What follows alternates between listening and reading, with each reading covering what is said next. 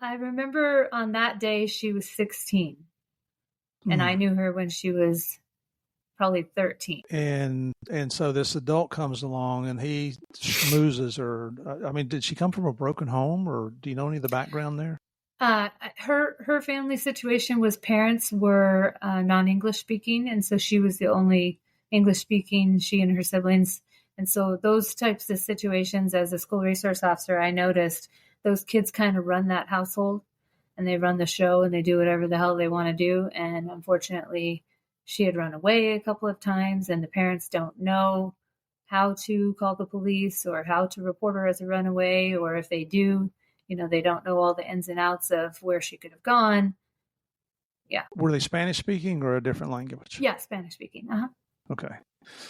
Wow. It's heartbreaking. This is going to get worse as we go along here.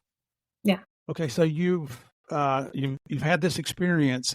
Did that tweak your interest with this young girl as to what happened to her? Did that tweak your interest into, I need to check more into this. What's this all about? Why would a young girl at that age get involved in prostitution? Yeah, absolutely. Just that. I mean, I had been around all of these kids, and then I got to thinking, how many of these kids are going to end up on that path? How many have already been on that path? And so that's really what started my interest in going to the Vice unit at that time and actually testing for a full-time position to get there. And in Vice, are you considered a detective now? Yes. But you weren't having to work homicides or robberies or any of the other felony calls, right? Yeah, luckily Phoenix was big enough that there was a whole separate because some agencies, their Vice unit does drug investigations also. Yeah. We were big enough agency that we had detectives that did drugs. So I've bought drugs before, but just to help them. This was specific to prostitution. And at that time, which is very unique to my story here, is at that time, we were there was 3 squads, and it was 1 female detective position for each squad. So that's what I specifically tested for. And the purpose of that is we needed more male detectives than female, because at that time, we were just arresting prostitutes all the time. That was the main mission of the actual unit. Obviously, now we have evolved and seen that these individuals may actually be victims and not the suspects, and they may be forced into this situation. And so the whole transition and the evolution of our response, now there's 5 or 6 females in the unit instead of 1 on each squad. And our main goal is to target sex buyers and traffickers.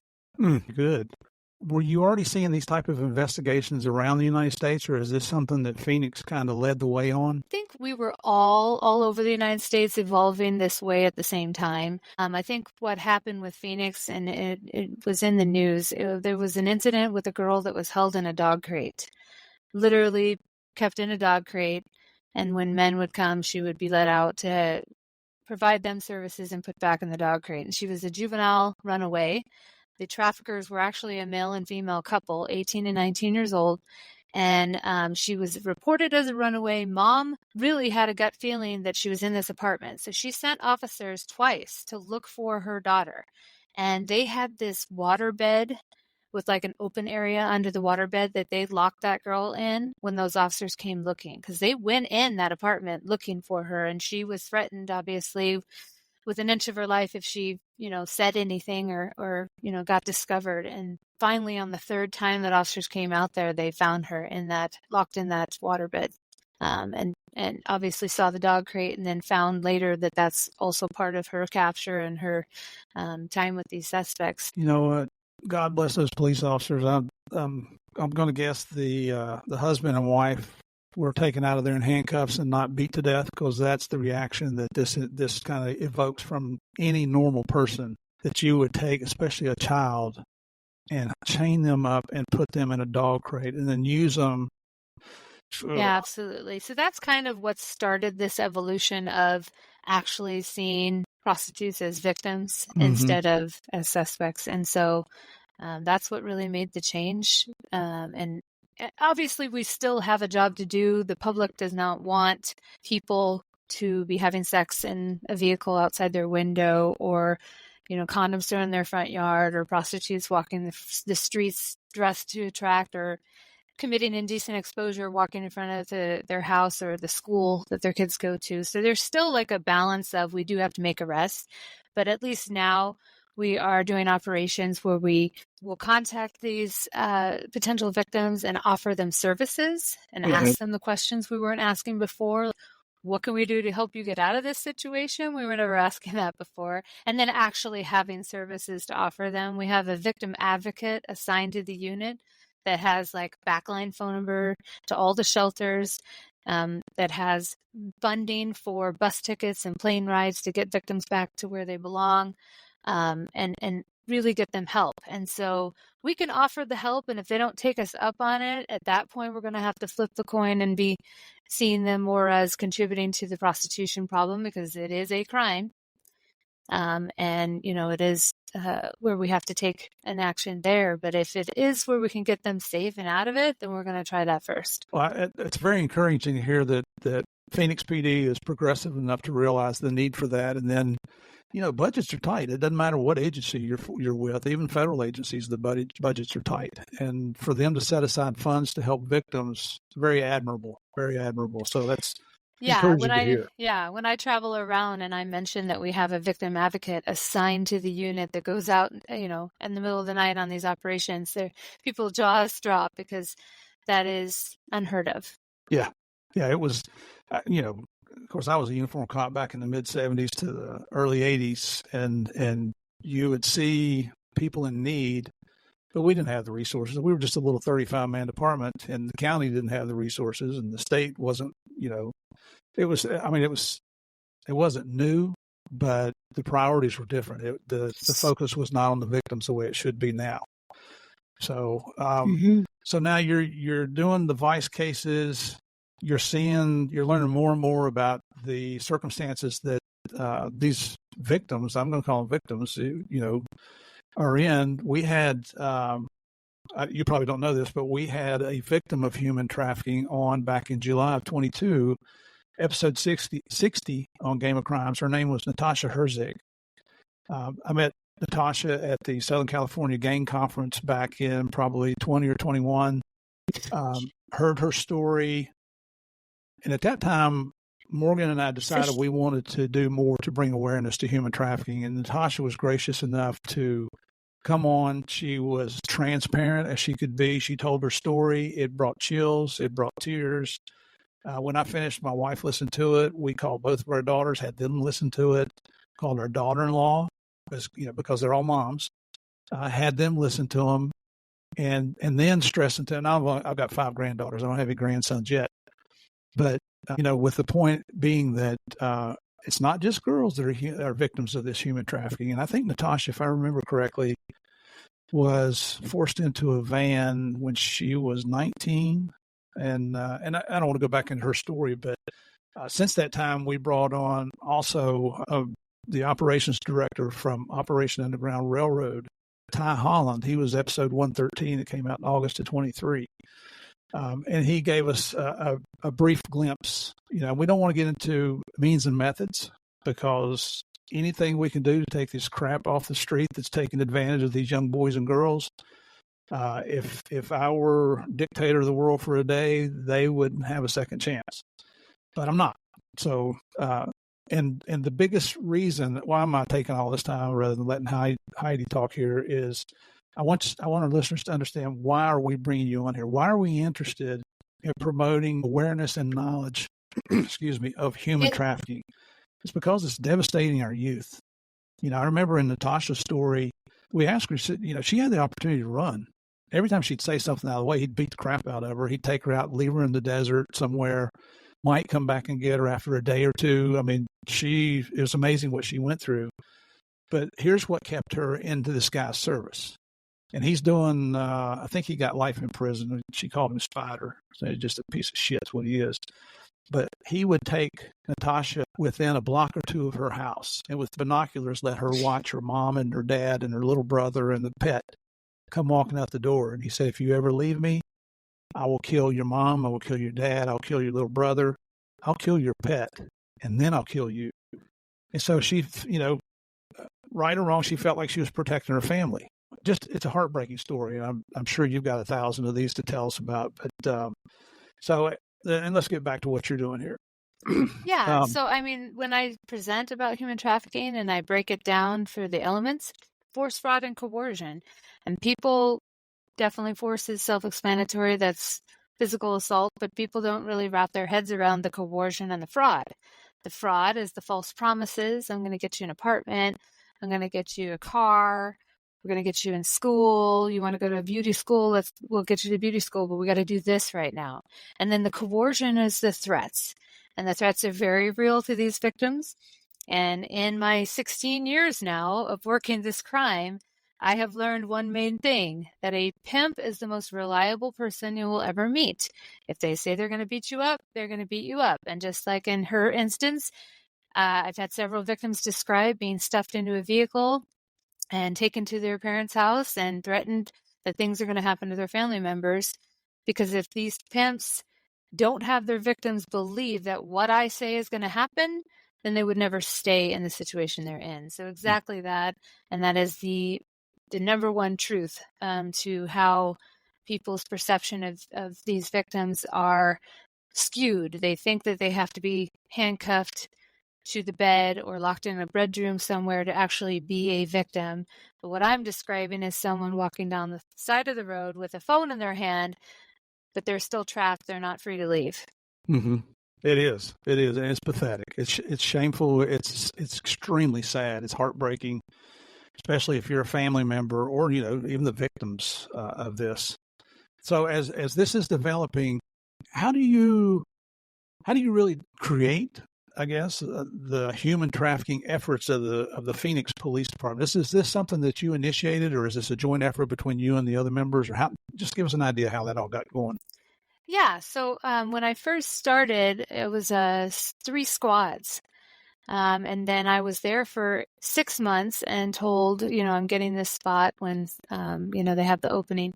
And then I go to the National Center for Missing and Exploited Children training in Washington, D.C. And I'm coming back on the plane and I get picked up by my boss and I'm told our squad got eliminated and you're going back to patrol.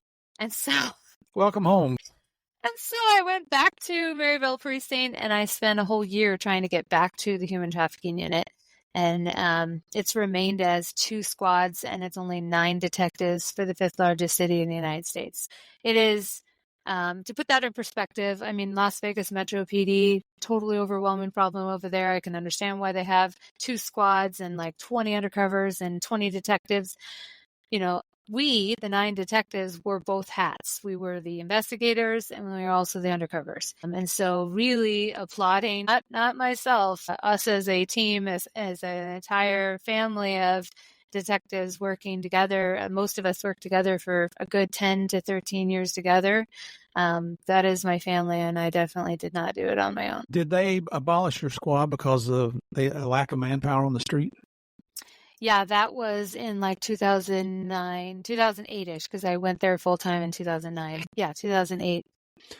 And when we first started talking, you mentioned there's 3,200 police officers in Phoenix when you got on, and now you think they're down to roughly 2,500. I'm going to guess that the population of Phoenix has not gone down. Is that right? Not at all. Yeah, I don't know what the numbers are. I was arguing with my husband yesterday about Phoenix being the 5th largest city. He didn't even know that. He didn't believe me. I want to say there is, let's see here, I was looking it up. Well, first of all, Phoenix is 518 square miles. Okay. That's what kind of makes it 1.4 million residents. I'm assuming that's a more recent stat. I don't know if it's 23 or 24, but it's lots of people. Well, when you're in charge, you got to make command decisions. You got to be able to respond to the needs of your customers, which are, the citizens of Phoenix. Sounds like there's no shortage of crime there, just like it is in every other city throughout the United States and even the small towns. But you do get back into it eventually, into one of the 2 squads. Yeah. And by now, have their techniques developed, or did you come in and say, this is what I recall from when I was doing this. What are we doing to address this now? Or were things still the same? How did all that work out? I think we were still pursuing prostitutes, and that didn't change until hopefully 2017-ish. So 2017. But I definitely had some big investigations that I'd like to share about, one of which was familial trafficking. And that is basically, this was the main victim and her uncle. So familial meaning someone that the victim knows. Although if you look up familial trafficking, you'll see stats that say 46% of victims report knowing their trafficker or being related to them or there's some family member. But I would say it's more like 98% because boyfriend, girlfriend is included in that. And that's mainly what traffickers do as part of their manipulation, recruitment, and grooming is be in a relationship with the victim. And that is some investment of time that happens before they get them under their belt and on their team and start exploiting them. So they know they're a victim. And so long story short, to the point, this case that I wanted to talk about took 5 years of my career, and it started in 2010. It was 2 juvenile victims, 7 total, so 5 adults, all trafficked by this particular trafficker who ran a brothel out of his house. And his niece was his first victim that was a juvenile, and she was 13 when he first had sex with her. She was up in northern Arizona living with her grandma, his mom. Her mom had passed away. She didn't know who her dad was. At one point, she thought he was her dad because there was some incest going on between her mom and him. She gets in trouble because she's in a small town, and what do you do at 13? You may drink underage and hang out in a house that's abandoned and get in trouble. And so she got in trouble, and he told her grandma, his mom, I'll bring her down to Phoenix and give her some father influence and put her in school and she'll be all good. And instead, his plan was to continue to have sex with her and then also exploit her by prostituting her out of the house. When I present on this case, I talk about how people think that victims are a certain demographic, that they're the poor kids or kids in foster care or the kids from a bad part of town or things like that. But of these 7 victims, this victim, definitely vulnerable, definitely that situation. But the other victims, one of which was a nurse's daughter, 19 years old, adult, but barely, Right. well off from Scottsdale, no sexual violence history or anything like that, good parents, full ride scholarship to NAU, Northern Arizona University, meets a guy on Craigslist, convinces her he wants to take modeling pictures of her. She leaves college and goes down to Phoenix and then gets introduced to this brothel owner. And unfortunately, now she's at Perryville prison because she got addicted to heroin and her whole life went a whole other way. Same case, a lady, former Department of Corrections officer at one of the prisons, lost her job in her 40s, became a stripper, met this guy at the strip club, and he had her in a relationship with him where he ended up actually marrying her. And she got heavily into drugs and then brought her 17-year-old daughter into this situation. So that's the second juvenile victim. So it isn't just, my point is, it isn't just the poor kids and that demographic. It could be anyone of any age, of any economic, socioeconomic status in one case. But the good news of this whole thing is we went to trial. I was in trial for 7 months. I testified 11 times. The main victim, that juvenile, that 13-year-old who was 16 when she disclosed about her uncle and we got her out, she testified for 18 days against her uncle. And at one point, she got so upset, she ran out of the courtroom crying in front of the jury. Very, very brave. Bravest person I've ever met, actually, to face your uncle who was doing all these awful things to you for 18 days and tell the whole room. She was in her 20s when she testified. And to me, spending 7 months with her, she's stuck at 16 mentally. She really has that much trauma that she even now doesn't have a job, can't drive. Luckily, she's married and has kids of her own, but really, she went through a lot. But the outcome of this trial is he was found guilty on 101 out of 105 counts, and he was sentenced to 493.5 years in prison. Excellent. So that is a record, as far as I understand it, in the United States for that large of a sentence on a trafficking situation. A 7-month trial. Yeah. Were there a lot of continuances, or were you guys hitting it every day? It was 99 trial days. There was 35 witnesses that testified, including the defendant, who Okay. testified that I auditioned topless for him in 2008. You?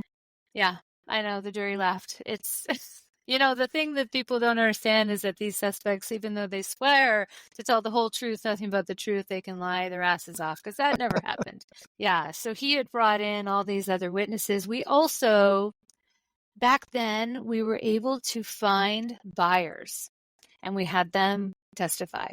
And the reason they weren't charged is because back then, the law had, been that we would have had to prove that they knew they were having sex with a juvenile. The law has changed now where we don't have to prove knowledge of age. I don't care if she told you she was 23. I don't care if she looks 40. If she's a kid and you were entering into this conversation where you were going to have sex with her for compensation, you're going to get charged with a felony for child sex trafficking.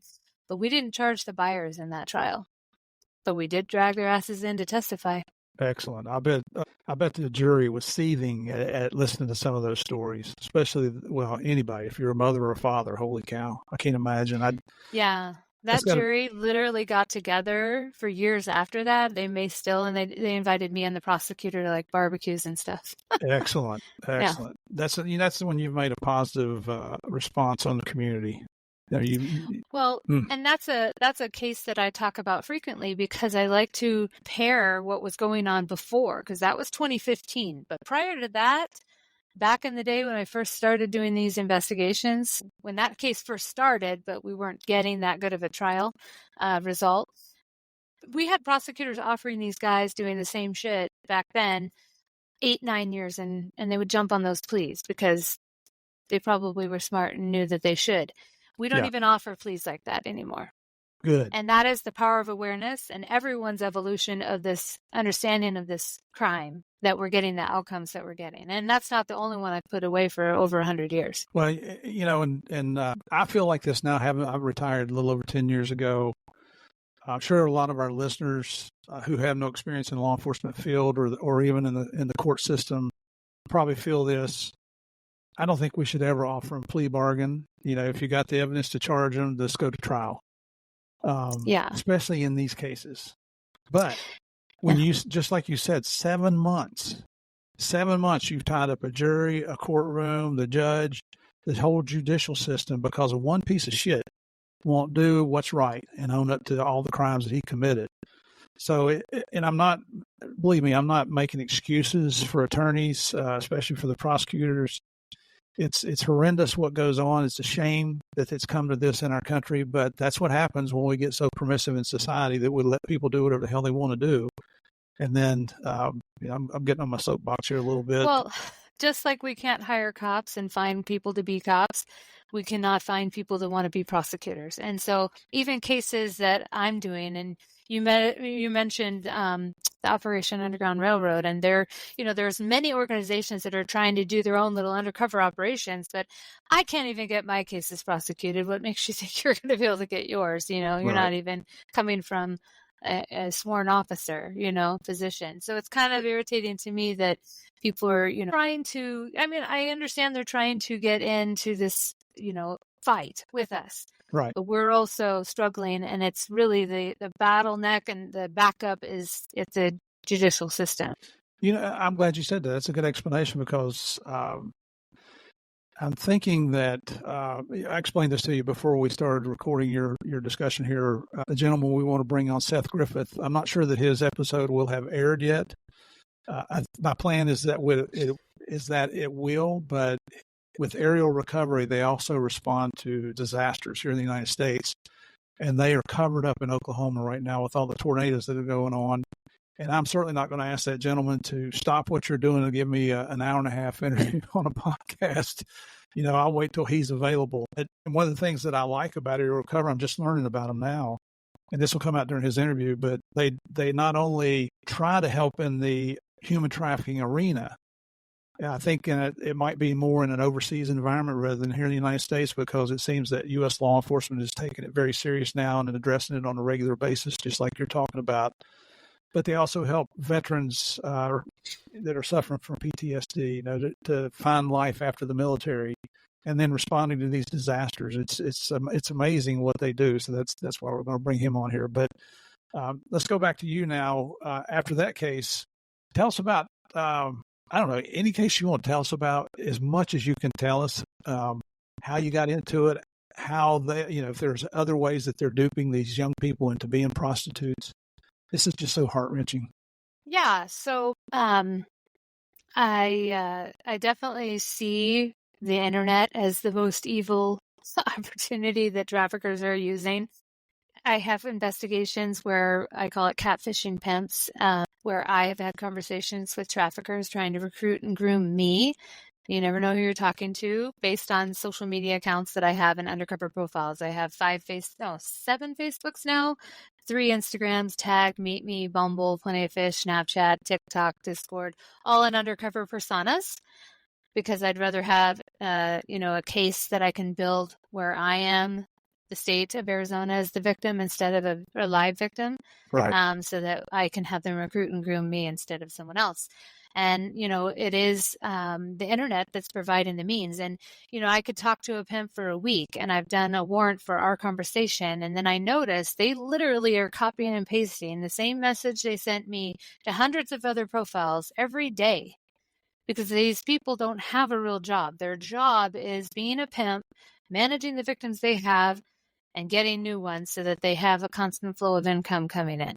Wow. And so it is overwhelming how the internet has opened up the doors for this activity.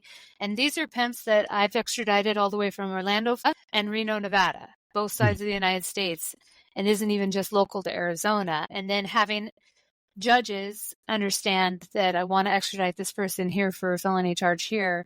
I've had one judge say, why are we worried about what's going on in Florida?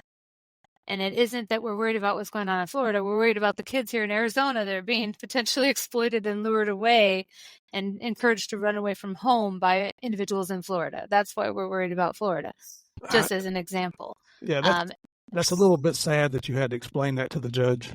Yeah, it's yet another education issue as Right. far as the dynamics of trafficking and our own prosecutors and whatnot. Yeah. When you're talking about the internet, you're not talking about the dark web, are you?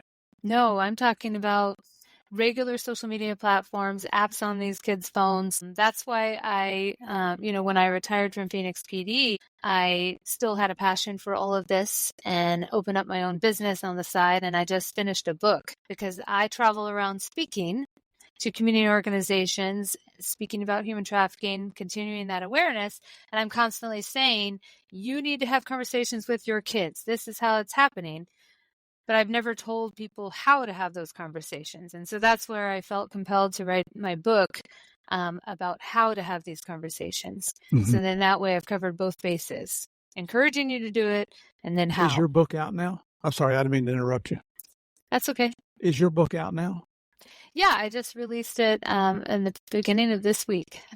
It's called Talk to Them, Navigating Difficult Conversations with Youth in the Digital Age. And so it's on Amazon.com and all over the place. Excellent, because when I was researching for today's discussion, I looked for books by you and I didn't see any. So.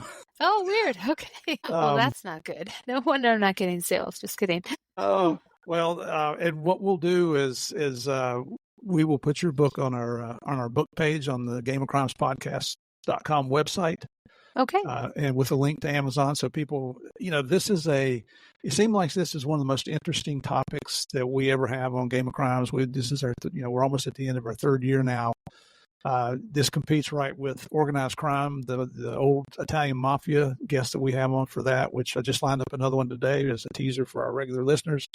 But it'll be another couple of weeks before I get that interview done. But we definitely want to get the word out there. I'm not even sure where to go from here because you covered the interstate thing. This is not just restricted to the geographical area of Phoenix and the surrounding area there. Well, I think a lot of people think trafficking. They think the border. They think it's a border issue or it's in another country, and really it's different types of trafficking. Because I also write articles for Brain Magazine and my own blog, and I wrote an article specifically about the types of trafficking. There is organized trafficking, which is what's going on at the border, or even Asian massage parlors, or those kind of Mexican brothels, those kind of trafficking, organized trafficking. And then you have the individual trafficking. So when I'm talking about these pimps that, are on social media, most of that is, I would say, the individual trafficking. These are traffickers that are mobile, they are transient, they are managing sometimes 3, 4, 5, 6 girls or 6 victims at once. Some of those victims may be loyal to the trafficker, may be on automatic, meaning they're in a whole other state, committing acts of prostitution in another state, but they're so loyal to their trafficker that they're sending the proceeds of that money to their trafficker. And that's where I teach on to law enforcement about these money laundering and illegal enterprise investigations and how to put all that together, because that's how we will be able to charge the entire enterprise.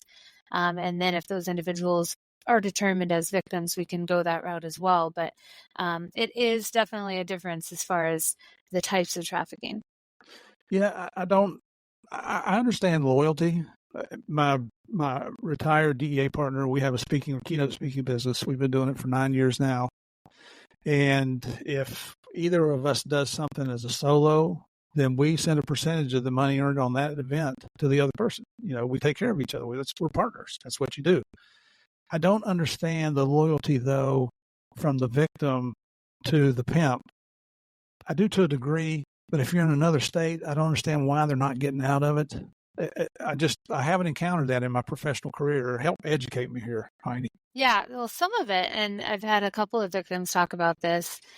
They have children in common with this trafficker, and the trafficker uses that child as that pawn in this game of keeping them in line, and will restrict their access to the child. And so therefore they feel compelled to do what they're told to do in order to earn that access to their own kid.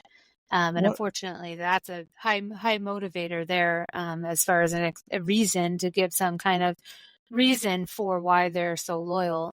Some of them are just so in love with their trafficker that they foresee and have bought into all of these false promises of this amazing life that they're somehow going to have someday, that they are tricked into the situation of continuing to commit these acts of prostitution for the trafficker and bring them the money.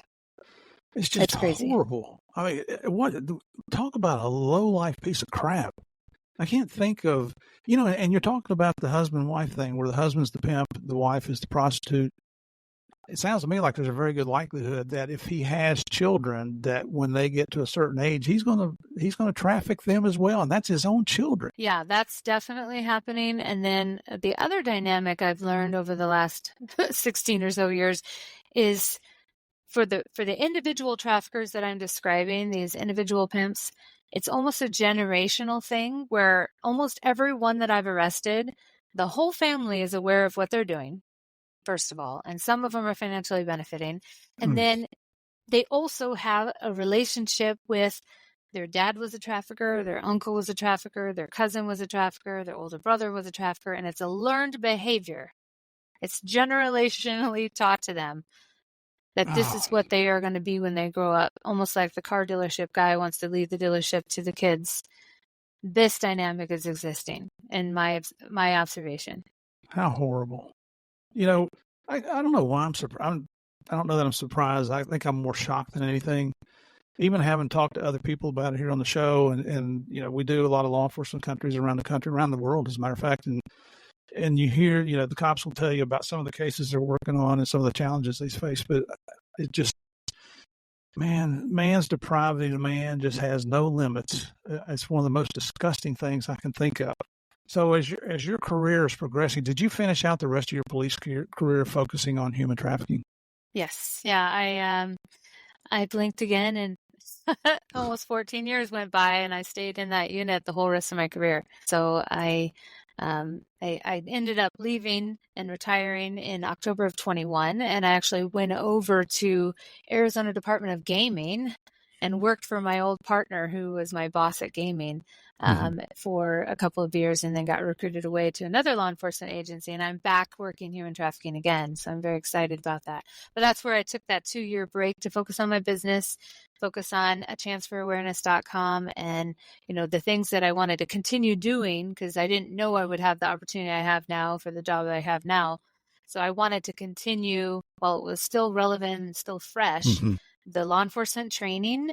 I travel around speaking, teaching, and coaching law enforcement agencies that want to start doing these undercover operations, how to do those, specifically female undercover officers, how to have these conversations, remain officer safety, but also accomplish the goal of getting the bad guy. And it's a sticky situation every time, but also dangerous, because a lot of these buyers are armed. A lot of these traffickers are absolutely armed. And so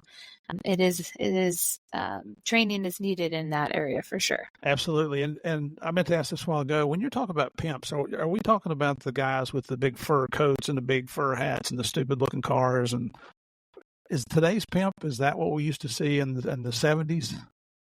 No. So that is definitely one of those, perceptions people have where stereotypical. Yeah, the pimps these days, they are, however, very flashy, and they want people to know who they are and what they're about. But it's more subtle. It's with jewelry. It's with fancy cars. On their social media, you will see it's pretty easy to spot traffickers on social media because they're very derogatory with the memes about women, and the hashtags. They use codes, like they might say hashtag P for pimp, or 16. The letter P is the 16th letter in the alphabet, or king, or, their moniker name. I mean, they're very underhandedly open about it because they want to advertise, of course, to the victims they're conversing with that I have these fancy cars, even though it's probably not their car. It was a rental Maserati, but they've got lots of pictures of them in the Maserati, giving the perception to, unfortunately, a youth or a vulnerable person that they're trying to exploit, that this is the amazing life that I could have if I go and be this guy's girlfriend, but really you're not their girlfriend, you're their victim. It just reminds me, my kids think I'm crazy because I'll say, this always reminds me of an old saying. And the old saying here is, if it sounds too good to be true, it probably is. 100%. And I want to go back to that first girl just for a second, because when we were talking about her, I jotted down a couple of questions here. And this is the one that you ran into in the police station that you remembered from school, right? Mm-hmm. How did her boyfriend pimp, how was he finding customers for her? Through social media? So there is two different dynamics of trafficking. There is the streets. And so unfortunately, I'm sure in your area, there might also be this known area for prostitution. It's called the blade or the track. There's a whole language to this lifestyle. So the track or the blade in Phoenix, there's several of them. If anybody in your audience has ever heard of Van Buren, that's a street name that prostitutes walk the streets. And so that's kind of part of that first initial undercover work that I started doing when I was doing those shadows and temporaries. I would walk the street posing as a prostitute. Vehicles would pull up on me. But then there's also the hotels. And the way the hotels work is, if you've ever heard of Backpage. No. Okay, so Backpage isn't in existence anymore. It used to be like a classified for prostitutes to be advertised on a profile, a classified internet website. Backpage got taken down by the FBI in 2018, I believe, the SESTA-FOSTA Act that was signed by Trump, because we needed to do something to attack these platforms that were offering the sale of human beings on the platforms. But unfortunately, when that happened, all these other little websites popped up. And so we've got Adult Look, Adult Search, Escort Monkey, Escort Babylon, Skip the Games, Mega Personals, all these other little apps and websites that popped up where the same behavior is, where they're posting a couple pictures of the advertised victim, a body in the text as far as the services they provide, and then the money. How much is this going to cost as a buyer? And unfortunately, we have a supply and demand issue here with trafficking, where we have the traffickers supplying the victims, and then the demand is the men buying sex. And sorry, not sorry, but that is the truth of the matter. I've never had a female suspect buying sex. It's men buying sex. Yeah. No, it is what it is.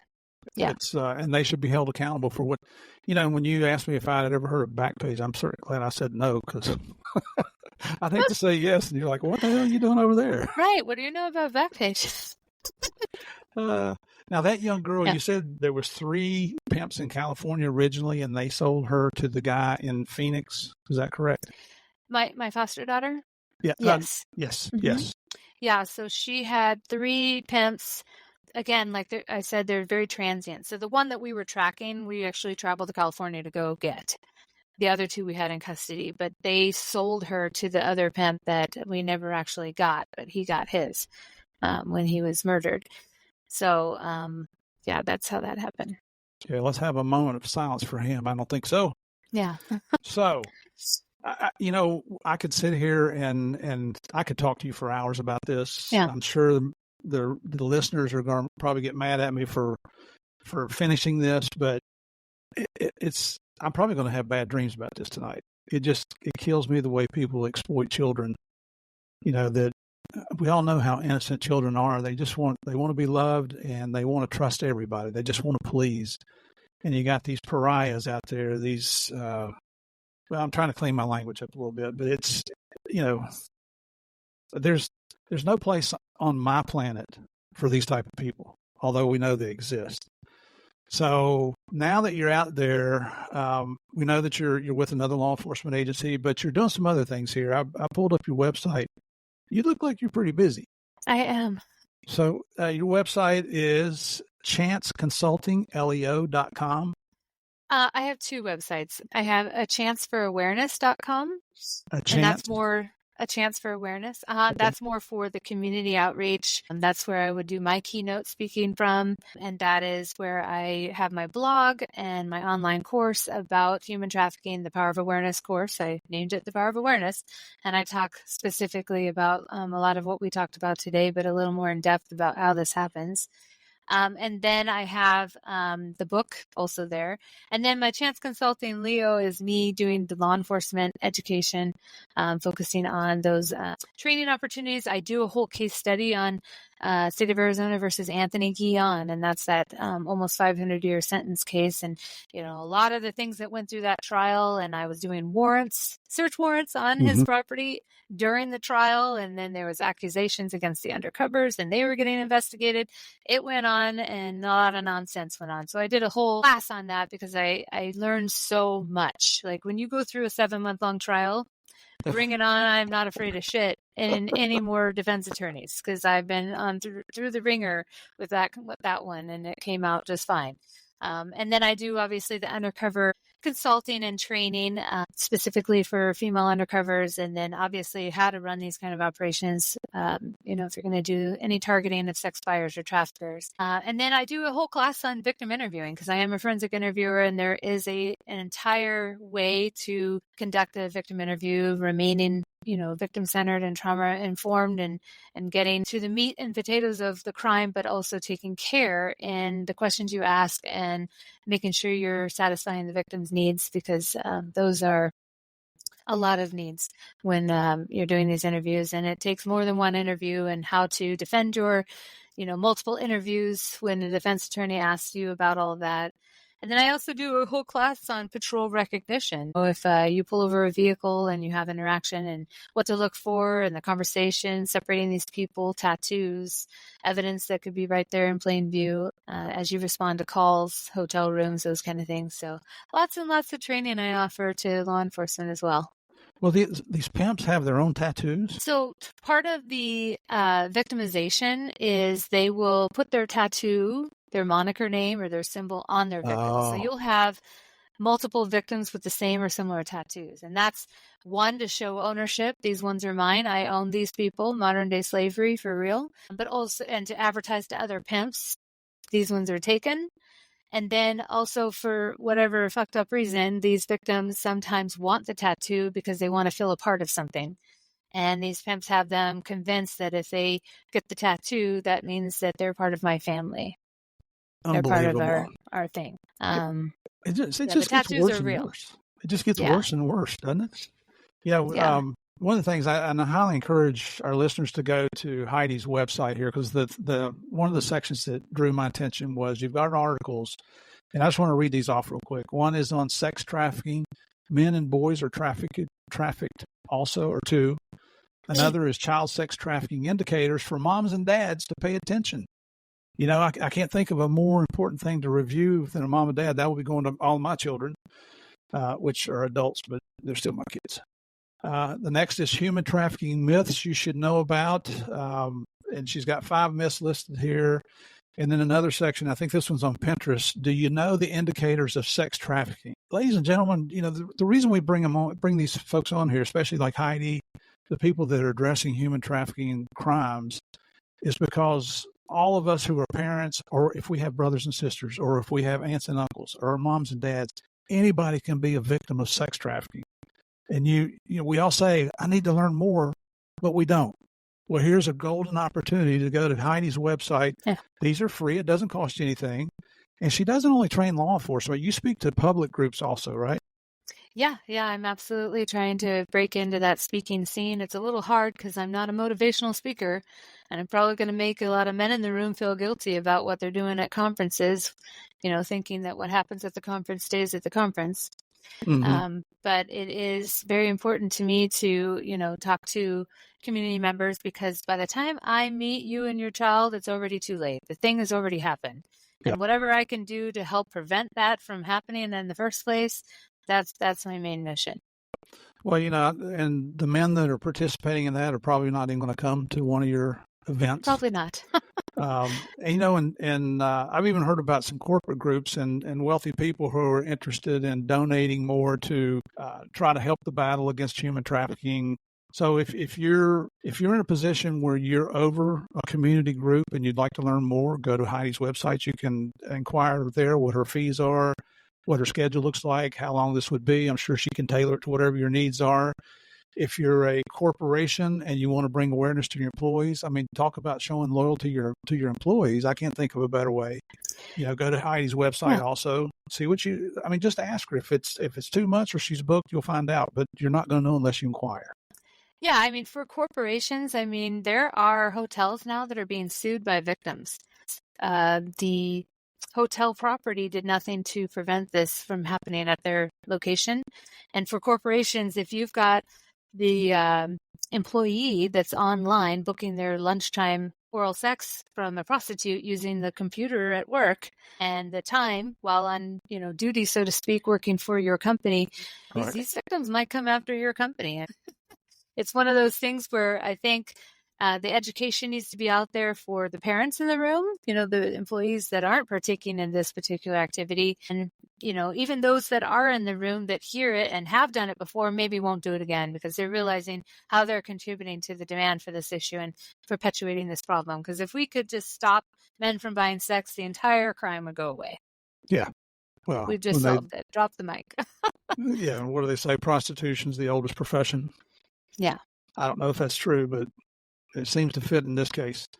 So on Instagram, you're at A Chance for Awareness, or what I did is I typed in Heidi Chance and found her website on Instagram. On LinkedIn, she's there as Heidi Chance, HeidiChance.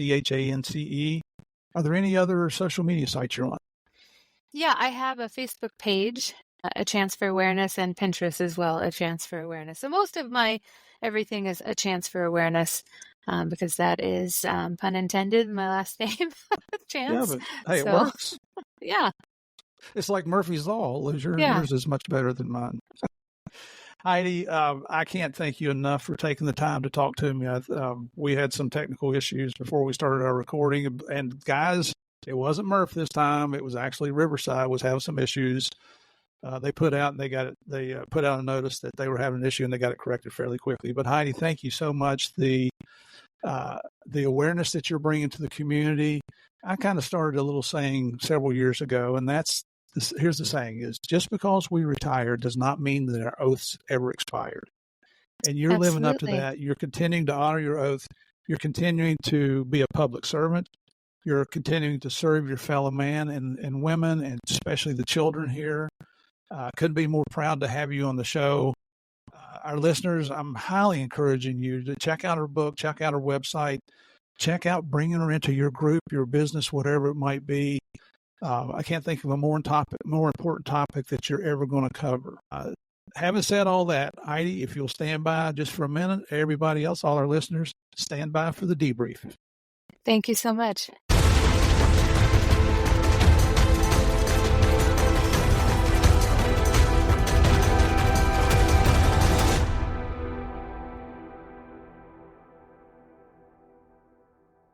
Well, now, how about that? Miss Heidi Chance. She's a legacy of the Phoenix Police Department. She's following in her father's footsteps as a police officer. And just in case you missed it, she received and proudly wore her father's badge. Now, in the law enforcement culture, that's a big deal. I'll give you an example. In DEA, when a person graduates our academy, whether they're coming out as an agent or an intel analyst, a diversion investigator, or a chemist, if they have a family member who worked in one of those positions, past or present, their tradition is for the family member to present the newbie with their badge or credentials. So I'm telling you, it is kind of a big deal. And actually, it's pretty cool too. In Heidi's career, she took on some challenging positions. And just think about this for a minute, about accepting the challenge of walking the streets as a prostitute. I got to tell you, that's one of the most dangerous assignments I can think of. Sure, there's backup units out there standing by, and they're ready to swoop in and protect her any time they can. But things can go wrong in just a split second and a heartbeat. It would have easily been possible for her to be injured or killed before backup could get to her. It really does happen that fast. And then to move in and stick with human trafficking and exploitation cases later in her career, honestly, I got to tell you, I don't think that I could control my temper once you have to meet these predators face to face. We're talking about the lowest type of scum out there. Even in prison, other prisoners look down on these dirt bags, and assaults are known to happen. So I tell you, as I mentioned in Heidi's introduction, patience has never been one of Murph's virtues. But you heard Heidi talk about taking it to the next step, the step of becoming a foster parent to a young teenage girl who grew up in a very different and much more dangerous environment. And even though it didn't work out in the long run, I got to take my hat off to Heidi for giving it a shot here. For any parent, we all know the children can challenge us on a daily basis. And at times they kind of break our hearts, don't they? Being a parent isn't easy by any means. And, being a working parent, that just takes it to a whole different level. I don't know about you, but I thought it very interesting how, based on her expertise and her experiences, Heidi started seeing these prostitutes, both girls and boys, women and men, as victims and not just prostitutes. And I think she's right dead on the money. If you go back and listen to her story and do a little research, you'll find out that the vast majority of these folks, they grew up in a lifestyle that most of us never had to endure. I came from a blue-collar family, but we always had food on the table, and I had guidance at home. I had two Christian parents that looked out for me. But a lot of these folks, they grow up in a very rough lifestyle. They're being left alone most of the time. Even when they're a small kid, they're being left alone. They see violence. They see crime on a regular basis. They don't have anyone there to teach them how to grow up, to show them any love, especially at a very young and vulnerable age. I mean, think about it. Small children, they just want to please you, the parent, and have that love. Some of them have to scrounge around for a few bites of food. They see their parents addicted to drugs, to alcohol, to crime. It just breaks your freaking heart, doesn't it? It takes a special kind of person who can deal with this type of depravity and still show compassion, human compassion, and still maintain their own sanity. These types of cases are not, as you heard, they're not easy to make. A lot of the times the victims, and I'm talking about those acting in the prostitute role, they refuse to testify out of fear for themselves. Or if you remember back when we had Natasha Herzig on here in episode 60 on Game of Crimes, out of fear for her family, because that guy threatened to kill her family if she didn't do what she was told. Now, at the same time, Heidi brought this up, and I want to mention the internet here. The internet's a great way to stay in touch with family and friends and share photos and special events. And like I use it for marketing purposes here on Game of Crimes with DEA Narcos. But when you hear these kinds of stories about human trafficking, drug distribution, child pornography, the dark web, the list of crimes just keeps going and going. Is it really worth having the internet in our world? Now, don't take me wrong here. I'm not naive enough to think that we'll ever get rid of the internet. I mean, heck, you look at our politicians; they use it to promote themselves, don't they, to get potential voters? And what do you got? What do you got to love about that is they do this while they sit in their little committees and condemn others for the same thing.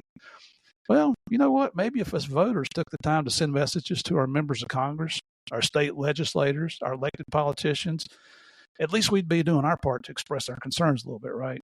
Now, you know me, I'm not going political here. I'm just expressing a quick opinion about a potential way to reduce or slow crime, and that's what we're trying to do here. For our regular listeners, you've heard me say this many times before. Just because we retire doesn't mean that our oath's expired. And look at Miss Heidi. After retiring from the Phoenix Police Department, she's continuing to stay involved in helping others. She's using her knowledge, her experience, her talents to teach others everything she knows about human trafficking. And this is cool also. It's not just limited to law enforcement. She's speaking to community and business groups as well. I think that's really cool. So as a reminder, don't forget about her book. Her book is Talk to Them, Navigating Difficult Conversations with Youth in the Digital Age. I'll have it on the Game of Crimes book list on our website, along with a link. You can go to Heidi's website, which is achancefораwareness.com. Again, achancefораwareness.com. Or you can order it directly through Amazon. I checked it. It's on there. On our website, Heidi also has some great resources you can look through. And if your group of companies is looking for someone to speak about human trafficking and educate everyone there, you can contact Heidi directly through the website and get things rolling on that end. And again, her website is achancefораwareness.com. Don't forget now, I said this at the beginning of the episode, and I'll say it again. There's a national human trafficking hotline out there. The number is 888-373-7888. And if you're a victim of human trafficking, past or present, need help, or if you think you have information about human trafficking, something you think that's suspicious, call the number. Once again, it's 888-373-7888. You know, I really enjoyed today's episode, and thank you, Heidi, for coming on. I hope you enjoyed it as well. I'll continue to do my best to bring you guests on the show so we can learn more and more about this evil that plagues all of us. Nobody's immune from this. Very quickly, don't forget to head over to Spotify or Apple and click on those 5 stars. This simple action really does help me out in the ratings with Game of Crimes. You can leave comments on Spotify as well. Also, head over to GameOfCrimesPodcast.com. That's where you'll find our information about the show, all the episodes, the book list, and a lot more on there. Follow us on social media on Facebook and Instagram. We're at Game of Crimes Podcast, and on X, formerly Twitter, at Game of Crimes. Also on Facebook. Don't forget, type in Game of Crimes fan page. That's run by our favorite queen, Sandy Salvato. She rules with the iron fist but wears the velvet glove. The fan page is full of funny stories and anecdotes. But man, the people on there, they look out for each other, which I think is just very admirable. So come check it out. Do me a big favor before you go and tell your friends about Game of Crimes. Tell them to come on over and give it a listen. As I said before, the best advertising and marketing in the podcast world is word of mouth. And I truly appreciate you guys helping me promote the show. As always, thank you again for continuing to support Game of Crimes. I appreciate your comments, your ideas. Remember, we can have different opinions and ideas, but that doesn't mean we can't continue to be friends, right? So lastly, thanks for joining me to play the biggest, baddest, most dangerous game that's out there, the Game of Crimes. We'll see y'all next time.